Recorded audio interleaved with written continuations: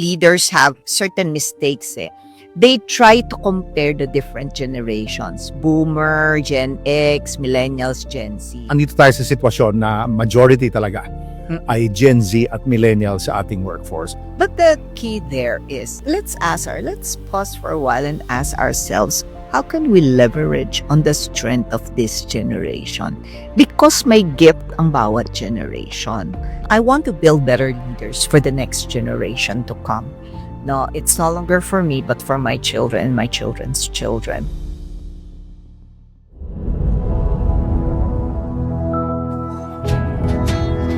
This is about you. Be the master of your own life. So angkinin mo muli ang inyong oras. Let your ambition be guided by faith. That, my dear friends, is what makes a life worth living. So always pause, always ask, always wonder, what's next?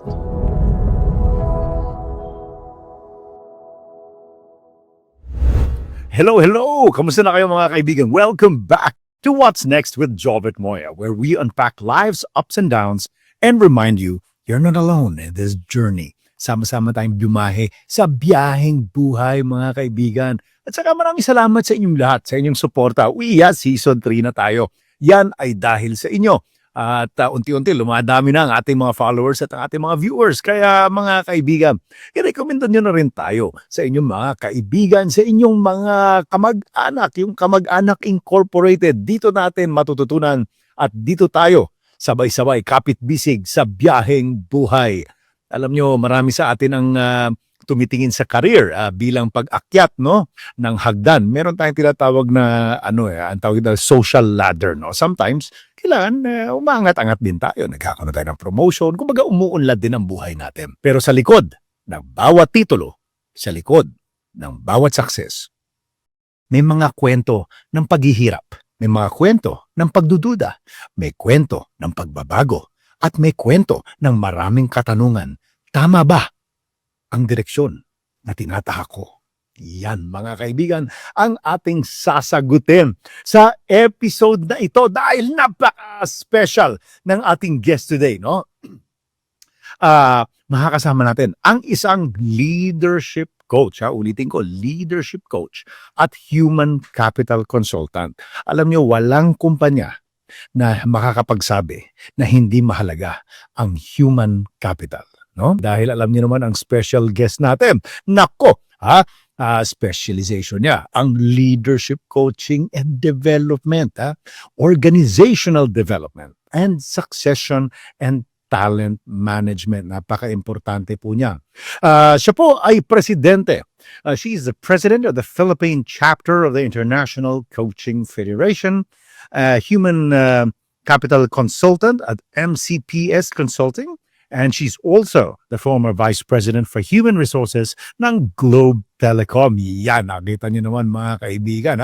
Kaya now, siya naman she creates leadership and career content online. Di ba? Reachable na reachable.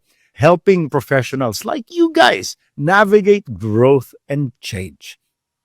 At kung ikaw naman ay nasa point ngayon na nagtatanong kung nasa tamang landas ka ba, para sa iyo ang episode na ito, kaibigan. Kaya let's welcome today, Coach Tina Sioson! Thank you, Jolly, and thank you for having me this afternoon. Maraming salamat. Alam ko busy-busy ka at ikaw ay napaunlakan mo kami. Love you for that. Honor is mine. Before we proceed to our main topic for today's episode, let's start first with your journey. Yeah. Sige. So before becoming a leadership coach, what was your career journey like? Ano ba ang nag-motivate sa iyo para sabihin, alam mo, magiging coach ako. I think coaching fits my personality, or I think I'm the perfect person for coaching. I never planned to be a coach. I had experience of being a coachee or being a client. And I thank Ayala Group for that. They sent me into this leadership development that allowed me to be coached. And I came to realize it is really an experience, Joey, that is transformative. No, it is really an experience that is transformative. And thus, when when I was having my crossroads in terms of my career, that is an interest. So it's not something that I was good at in the past, but natutunan ko siya and purposely inaral ko siya. I needed to sharpen myself so that I can add value to the lives of my would-be coaches and Ba, okay. clients. Okay. Paano mo na-discover na sabi mo na, ay, ito ang purpose ko sa buhay? My purpose in life is not really directly coaching. My purpose in life, and that's what propels me, Jobit, and what allows me to make decisions if I would engage in this organization or this coachee or this particular podcast. No, I want to build better leaders for the next generation to come. No, it's no longer for me, but for my children and my children's children. Now, coaching is a tool for me to reach that. My consulting work is also a tool for me to reach that. Because if I want to rebuild that next generation of leaders, I need to scale up and I cannot do it alone. Most of the coaches have their own styles. Actually, ang binibenta mo dyan, not just the coaching, pati yung style. Di ba? Ikaw ba yung style mo, is this something that you came up with or was this shaped by your experiences in the corporate world? In International Coaching Federation, Jobit, we are really trained on how to coach, no? First of which is how to actively listen, how to ask thought-provoking questions, how to be truly present for the other person, no? And how to listen without judgment, no? Full of curiosity, but without judgment. So that we become the safe space for the other person having conversation with us. So you may call it style, I respect that, but it's actually a discipline. Now, obviously, I also bring in my own personal way, no, or style, no, Personal touch. personal touch. I love that, and quite frankly, I'm not conscious or mindful of that. I just need to be authentic. I just need to be me. Yun. And that's it. You can never go wrong with authenticity. Mm. Pero teka, how long have you been doing this? Professionally since 2019. But when I was still in the corporate world, Kasi per you're limitado kanila, di ba? Ikaw ang coach yes, nila. but In-house. yes, I do coach leaders and talents inside my So, organization. so all in all, mga Siguro that gives me another 7 years. So about that around 10, 14 Wow. years. in those 14 years, syempre before that, kinoach ka. Yes. And then eventually you said, you know what, I'm gonna learn more. Yes. So, hindi lang yung 10 years na yun. There's been years pa before that. Di ba? Kung sasama natin yung origins. May mga nagbago ba sa pananaw mo o sa mga principles of leadership or whatever development na mga na tinuro sa iyo nun? And then you realized as you were teaching, you know what? Things have changed. Meron bang ganon? Or ito ba standard talaga na hindi nababalik? The clear answer to your question is yes.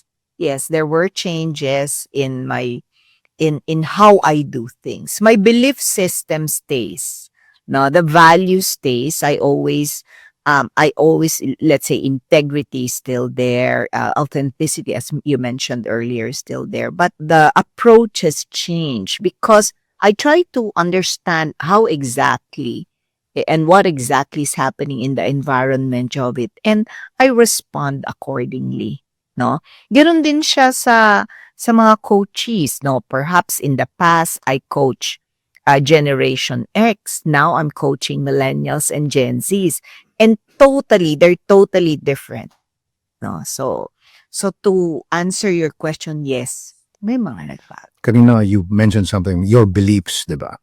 So, ano yung belief mo? Or ano yung definition mo ng success noon when you were starting out? Ito ba yung nagbago sa yung definition ng success? Oh, when I was still in the corporate world, success to me comes with, say, the peso value or the dollar value that I am able to generate for me. So ang and my success was family. equal to pecuniary benefit. Right? Or at that time, success to me was the performance that I'm able to generate for the organization, no? So that's success, no? Now it's totally different. My success to me now is fulfillment. Success to me now, Jovit, is I feel fulfilled. I am happy with what I'm doing. Nice. That is success to me. Nice, nice. Mm-mm. Actually, let me give you my Sure. view of what success is. Sure. When you reach the point Mm-mm. wherein your leadership Mm-mm. is no longer needed so much Mm-mm. by the organization, Mm-mm. then successful ka because everything will run. Now you've got Right, time to just right. say, you know what, I'm gonna sit here and relax. Right. Magtsatsaa na lang ako. Di ba? Para sa akin yun eh. Once you have made, as a business owner or as a leader, as a boss, once your 100% attention has become obsolete Right. because Right. the system works so well. Right. Right. For me, that is success. So I remember, if I may just tell a little story, when I was new in coaching and my master coach was developing me and mentoring me. And then after coaching several sessions, this particular talent, then I told my master coach, coach, I think hindi niya na ako kailangan. And I feel so sad about that. No, I feel so sad kasi parang kinu-coach ko siya pero hindi niya na ako kailangan. Kakaroon ka ng separation anxiety. Exactly. And then my master coach told me, Tina, and this is the exact word that words that he used.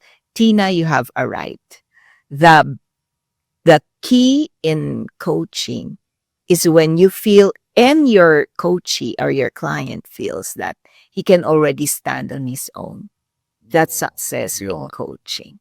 And thus, whenever I engage different talents and different leaders in my profession, I really limit it to a certain number of sessions. No? After which, because they will always aim for more. No, let's extend this. Let's have another contract. No, you've got to allow them to be on their own, because a coaching relationship it's a conversation. It's real conversation between people, between adults, no, and that conversation enlightens, unleashes potentials, and transforms the individual. Sino aayaw, di ba? But you've got to allow them to have that space so that they can stand on their own. So, kumbaga, that's akin to saying, give them enough rope to hang themselves.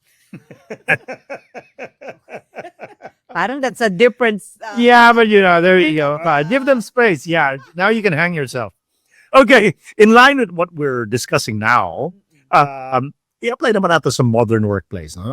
We've heard yung journey ni Tin, di ba? From beginnings, di ba?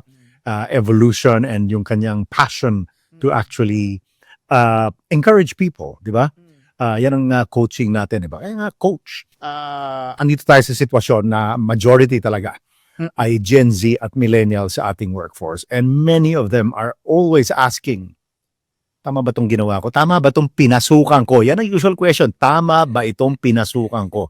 Diba? So let's start muna, millennials. Unahin natin kasi magkaiba yung Gen Z at millennials eh, diba? Kapag may mga unexpected na career shift, no? Maraming millennials na pag-iisip, what's next with Jovit Moya? Hindi po. What's next? So, ano ba ang common mistake sa tingin mo na ginagawa sa decision-making process or sa self-analysis process, no? Yung introspect ng mga millennials. And how can they move forward with clarity? Well, I think Sa career shift to, sometimes kasi, ayoko na rito. Ay, nako, busit ako rito. I need a new shift. So siguro it's good for me to or for us to have a little step back, Jobit, para we can understand better why millennials are like that, no? So remember noong lumalaki sila, ito yung time na nagkakaroon na ng globalization, bumubukas na ang mga startup, yan. So yun ang nakalakihan ng mga millennials ngayon. So anong ramification or ano ano yung impact nun sa kanila bilang tao. So, sila ngayon ang mga millennials no ay mga talento or talents that are very keen on we collaborate. We collaborate, we help one another, we leverage on each other's strengths. If they don't find that in their current organization, or perhaps their leaders are constraining that, they get frustrated. No? So nagdadalawang isip yan dun sa organization. So, ano yung, you're asking me kung ano yung potential mistake nila. Ang potential mistake nila is when they swing to the pendulum to the extreme na instead of collaborating, ginagawa nilang self-sufficient yung sarili nila. No? Yung kaya ko to lahat. Oh, Ganun ba yun? and self-sufficiency is a characteristic of the Gen X. Simply because when the Gen X were growing up, so ito naman yung rise ng parang we're having difficulty globally sa in terms of monetary rewards, etc. No, so paghirap, self-sustaining talaga ang Gen X kasi natuto sila na because of the economic downturn that time, doon sila lumaki, doon tayo lumaki sa economic down. Kailangan nating magsikap, kailangan nating maging mahusay. With that, pagsikap, maging mahusay, and relying on oneself, is it fair to say na yung generation natin mas street smart kaysa sa generation ngayon? To a certain extent, meron tayong galing. This is my own personal opinion. This is where leaders have certain mistakes. They try to compare the different generations: Boomer, Gen X, Millennials, Gen Z. I'm guilty of that. Okay. I usually say, nung panahon namin, alam nyo, nung panahon, I'm guilty. Ito yung mga sinisermonan mo. Kahit sa office na, sa gobyerno pa ako. Ganun. But the key there is, let's pause for a while and ask ourselves, how can we leverage on the strength of this generation? Because may gift ang bawat generation. So, let's say, for example, tama ka, self-sustaining si Gen X because economic downturn nung lumalaki siya. Kailangan palang magsikap, nag-OFW lahat kasi walang pera dito. No? So kaya ang perception sa kanya ay naku, sariling diskarte yan. No, parang he does things on his own. But practically, if we do not have an appreciation of what had happened in the past, hindi natin maiintindihan bakit si Gen X ganito, si Gen Z ganito. No? But millennials on the other hand, they grew up na start-up, nagnenegosyo na ang mga tao, 'di ba? There's a lot of sprouting of different businesses, and because of globalization, pwede na, hindi ko na pala kailangang pumunta sa ibang bansa because ang nakita ni millennials nung lumalaki siya, pwede na pala akong maging employed in the US kahit nasa Pilipinas ako. So in Technology. because of technology, sila yung early advent ng technology. Syempre malalaki pa cellphone noon, 'di ba? Pero hindi na rin, millennials hindi na rin. But what we're saying is the connectivity allowed them to be employed in Europe but work in the Philippines. Kanina, sabi nga natin, minsan magpapalit ng career, magpapalit ng trabaho, nainis to sa boss niya. May ganun Immediately. Sometimes kasi habang lumalaki ang isang organisasyon, minsan pag hindi talaga solid ang leadership, wala, yung human factor nagiging they take it for granted. Eh di mag-resign siya, palitan ko siya. Parang ganun na yung ng manager. But anyways, doon tayo sa mas mababa pa. So tumataas yung nagkakaroon ng leadership roles. And then all of a sudden, nabwisit siya or something happened and tumipat siya. Pero pagdating niya doon, siyempre, hindi naman siya leader kasi you have to start, meron ng team supervisor. Wala namang bakanting supervisor position. So, ikaw ngayon ang papasok doon. So, paano ngayon yan? Sometimes, does that cause a lot of conflict? Or is this generation accepting na okay lang sa akin yun? Joey, that case is more rampant for Gen Zs. No, the Gen Z. the Generation Z. And quite frankly, in 2025, ang Gen Zs parang, if I'm not mistaken, nasa 27% pa lamang sila ng global market share. So 27% sa manageable pa rin, mas marami pa rin yung millennial, Gen X, etc. But 9 years from now, by 2035, there will be at 31%. No? Meaning the global market will have around 31% sa kanilang, na ang mga nagtatrabaho, mas majority na Gen Z. Kasi 10 years from now, wala nang wala nang baby boomers, konti na lang, magde-decline na ang Gen X, magde-decline ang Gen X, magde-decline na ang millennials, magra-rise ang Gen Z. And 10 years from now or 9 years from now, papasok na ang Generation Alpha. But practically, to answer your question, pagka ganon, they're new on the job, the Gen Zs, actually, simple lang ang Gen Z. Ang gusto lang nila, may purpose yung organization kasi sila as a person, may purpose sila. No? And that particular Generation C, para ma-engage siya ng organization, kahit anong role nila, in fact, they don't aim for the role. They aim for the monetary rewards. So, mas hahabulin nila yung maganda yung sweldo. Sabihin nyo, pag hindi totoo, maganda yung sweldo. It wouldn't matter kung ang tawag sa kanya ay supervisor, manager, or what, no, or just a staff.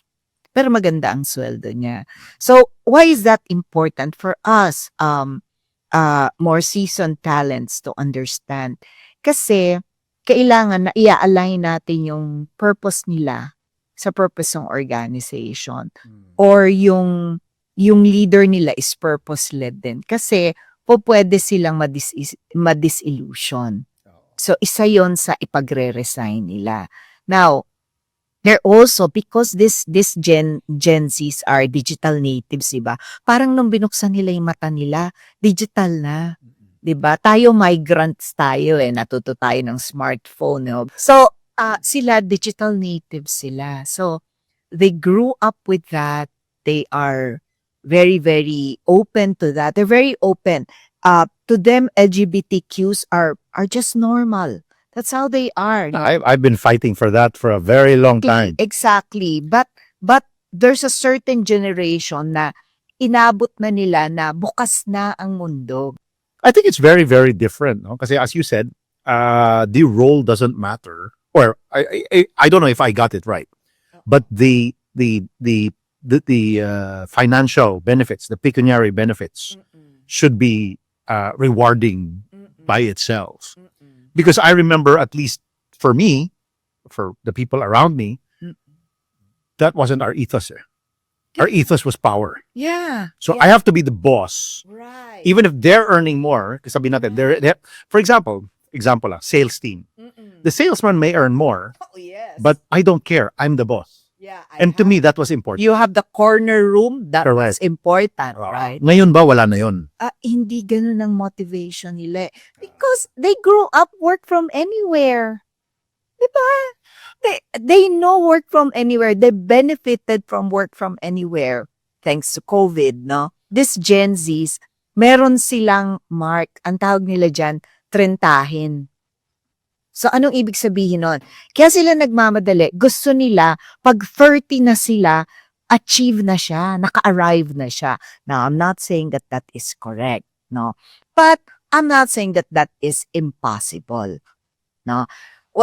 During our generation, we weren't thinking about, dapat may bahay na ako, may kotse na ako, dapat marami na akong investments, pag 30 years old na ako. Ganun yung thinking process nila, no? And quite frankly, I also learned this from my children na Gen Zs, no?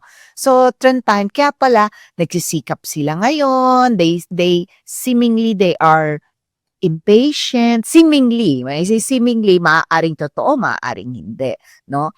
Pero nagsisikap sila kasi gusto nila by 30, na-enjoy na nila yung buhay. As it should be. Yun. I think also the work environment sa Philippines kasi is not conducive for a work-life balance. We work 6 days a week. That's the law. In other countries, that's illegal. You pay them overtime. And it's only either 4 days, like in France, Oo. and 5 days in the rest of the world. Oo. Di ba? But tayo hindi. 6 days regular work week natin eh. So walang panahon yung tao to enjoy. So really, the faster I can get a house, money, investments, then I can enjoy. Parang dinusa muna natin. That's why sabi ko, very dysfunctional yung legislation natin. We're still following, I don't even know why we have a 6-day work week. Should be a 5-day work week. Ang itaas po natin yung sahod. Hindi yun, damihan mo yung oras ng trabaho. Diba? Diba? Balik ko ang usapan eh. Ang rasunan eh. But with this new generation, with Gen Z, do you think must embrace nila yung equality of human beings? Especially, not only in the workplace, pero pati na rin sa society. I would say they might have a mindset, but quite frankly, Gen Zs are very adaptive. So they're very adaptive. So madali silang mag-blend kung ano ang kultura ng organization. In fact, yun yung isa sa pinakamagandang quality ng Gen Z. Yung adaptability. Adaptability. Oo, very ano sila very agile in terms of thinking, no? Pero impatient, laging nagmamadali. Ngayon ba masasabi natin na nagdidikta pa mga magulang? 'Di ba? Kasi ang daming options ng buhay ngayon eh. Sa atin noon napakasimple lang eh. Kailangan maging abogado ka, maging madre ka, pare ka, teacher ka. Yun yung mga noble jobs. Oh my God. 'Di ba nung araw, limitado. The rest, Yeah. wala naman. Ngayon, ang dami ng jobs eh. There Meron. are so many kinds of jobs now. Oo. So most of these jobs hindi naiintindihan ng mga magulang or yung mga lolo. So ngayon, ang daming pinagpipilian ng mga bata. Meron silang gusto, pero nakikita nila mas malaki sahod doon sa ganun. Pero meron namang isa pang option na ganito kasi doon lahat ng barkada niya. Di ba?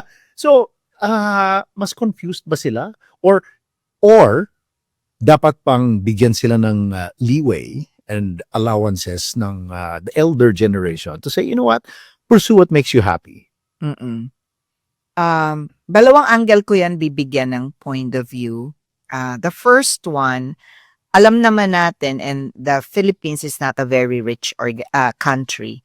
So some of the generation Zs will have to earn para makatulong sa pamilya. No? If that is the angle na ginagalawan nung talento, I always say, respond to what is needed. Kasi need yun eh. Food on the table ang pinag-uusapan. Maslow's hierarchy of needs. Exactly. However, kung tapos na yung need na yon, then, wag niyang kakalimutan kung ano talaga yung gusto niyang marating or kung ano talaga yung gusto niyang i-pursue. Because ang Gen Zs are very purpose-driven. The Gen Zs would like to really achieve something sometimes greater than themselves. No? So, it's so important na alam niya, hindi siya yung kind of talent na mag-work. Dadating siya sa situation na ayaw niya na nun. Burnt out kaagad siya. Kaya 'di ba they're perceived na naku naman to naman batang to, ay konti lang nag-resign kaagad, yung ganyan, no? Or ganon, yung hindi matibay. 'Yon. Because pag hindi natin nako-connect sila dun sa purpose, dun sa gusto nilang gawin, then the work becomes labor for them. Yon. Now, am I saying na dapat sila laging masunod? Nasa tao yan eh. Kasi lahat tayo may different needs. Correct. Diba? May hierarchy of needs tayo. And we are part of a social system. A family is a social system. Meaning, hindi naman ibig sabihin nakagraduate siya. Hindi siya tutulong sa kapakanan ng pamilya niya. Or, let's say, married na siya, nag-asawa ng maaga, yung Gen Z, merong pipivote talaga yung pangangailangan niya. No? Pero hindi niya kakalimutan kung ano yung una niyang gustong gawin, which is purpose-driven. So, ngayon, ako'y isang Gen Z. Ako'y purpose-driven. I identify my needs. Ano dapat kong gawin para mag-stand out? Siyempre, ang daming kakompetensya eh. Totoo. Every year, ang daming gumagraduate eh, di ba? So, hindi naman ganun ka-drastic naman yung dagdag ng mga companies na nagbubukas. Di ba? Kahit na sabihin natin yung mga nagre-retire, hindi naman ganun kadami. Pero grabe ang mga diploma mill Pilipinas, di ba? Grabe mag-turn out ng mga tao. So, how can I make myself stand out? How can I make myself valuable enough to be hired? Ako kasi, I would tell the Gen Z to take risk, test and learn. Test and learn. Paano yan? Paano? You take more risks, you test and learn. Hindi yung pagkatingin mo, ay hindi pwede to. You test and then you learn. No? And then do it again, test and learn. So, in so doing, what happens to the Gen Z is, mas nakikilala niya yung sarili niya. Diba? Mas nakikilala niya yung environment niya, kung saan siya pwedeng gumalaw. Because the thing in employment now is no longer the diploma that you generated. It's about the skills that you have. So the more skills that you have, the organization becomes more attracted to you. You know, so it's a skill-based hiring na ngayon. Sabi mo nga, we are now in a society that a corporate world where skills matter. So ano ba ang mga at least general basic skills?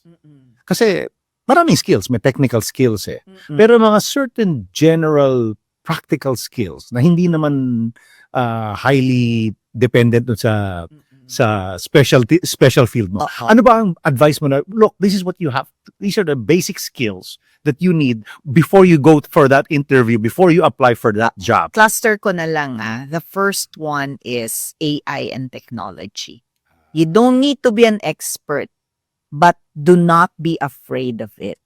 Allow AI and technology to complement you. No. The second cluster is human skills.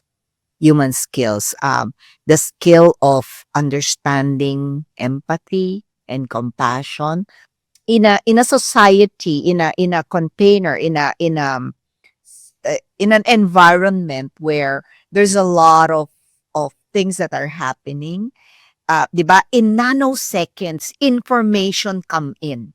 Diba? Correct. That sometimes you think you have it, but you will then come to realize it's so brittle na bigla na lang, the cause and effect is no longer there. Hindi na siya nag-uugma. No? So the environment is so brittle that sometimes yung self-awareness mo, ang hirap nang intindihin ng sarili ko. Magso-social awareness pa ba ako? Iintindihin ko pa ba siya? And empathy means understanding the other person, di ba? In fact, understanding where the other person is coming so that you can show compassion. And I think that's sa lahat ng skill yan ang napaka-importante. Oh, yes. Dapat talaga. yes, that's So ano ba ibang skill? Sige. yun nga, yung empathy, compassion, human skills. But from the angle of learning agility and adaptability. So those are, that's why I said I will just cluster it. So the first one is AI, technology. The second one is empathy and compassion. The third one is about learning agility, which is about being agile and being adaptive. Gen Zs understand that if I carry this kind of diverse skills, I have higher probability of making. Ayos. So we've been discussing, our generation, their generation. Sa tingin mo ba ang leadership is also evolving? Magkaiba ba yung leadership skills natin sa leadership skills nila ngayon? I think it is evolving, or I may say it is adapting Mm. to the situation. In essence, leading a Gen Z may be different from kung dati ang nililid ko Gen X. So it is incumbent upon the leader to also pivot and adapt. Meron bang mga tinatawag natin na core traits ng isang leader na regardless of generation, pasok? Napakadami, but I'll give you the most important. Top 3. Yeah, top 3. All O, top 1. Sige. that most important one, because this is already research based. Leaders must learn how to be the safe space for their people. So leaders must be the safe space for their people. And that means leaders must understand how it is to listen without judgment, no? To be able to provide instructions with courage of heart, no?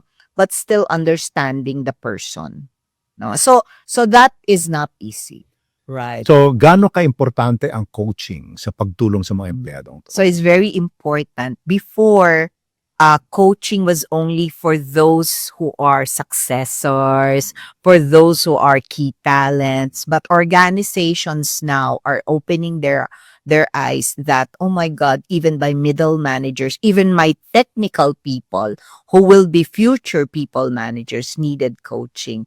And that is now the reason why many organizations are engaging professional coaches and building workplace coaches out of their leaders. So, yung coaching ay ginagawa ng skill ng mga line leaders ngayon.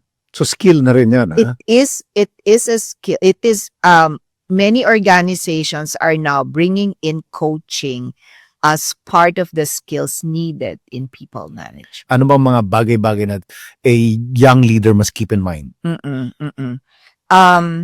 I think that being able to open a conversation because you're able to create a safe space within you and your talent, and at the same time, being able to show your people that you can receive feedback so that they would also be open to you providing them feedback. I think that's a very important skill for Feedback. leaders. Feedback. Ayos. So, you hear up and down feedback? Meron bang side-to-side feedback? May lateral? Sure. Oo, it could be upward feedback. The easiest is feedback going down, upward feedback to the leaders, and peer-to-peer feedback. That's not easy as well, no? The peer-to-peer. But I think giving and receiving feedback would be essential for leaders so that they can gain that trust amongst their people and eventually be the safe space for one another. So, okay. That was awesome, no? Even I learned a few things. No, because, we all have biases, diba? So, sometimes you need to hear it from other, nga, no? May ganun, eh. So, para sa mga nakikinig sa atin ngayon, sa mga nahihirapan dyan, sometimes sabi nga, may mga doubt sa sarili, may doubt sa career, millennial man, Gen Z, whatever na yan. Ano ba ang, sabihin natin, practical advice na mamibigay mo para, kumbaga, mas luminaw ang landas nila and mas magkaroon sila ng confidence? Practical advice for those that are in career crossroads. Yes. I think I would still go back to take risks, trust yourself, and follow your intuition. Follow your intuition. It's not always based on facts. I know a lot of we're very data driven as a country now, no. I learned this from one of my mentors.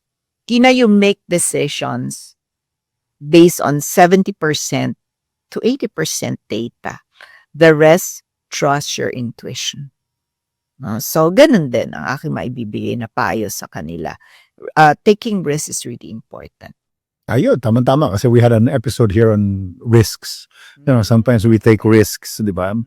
So, na-discuss natin ang mga risks.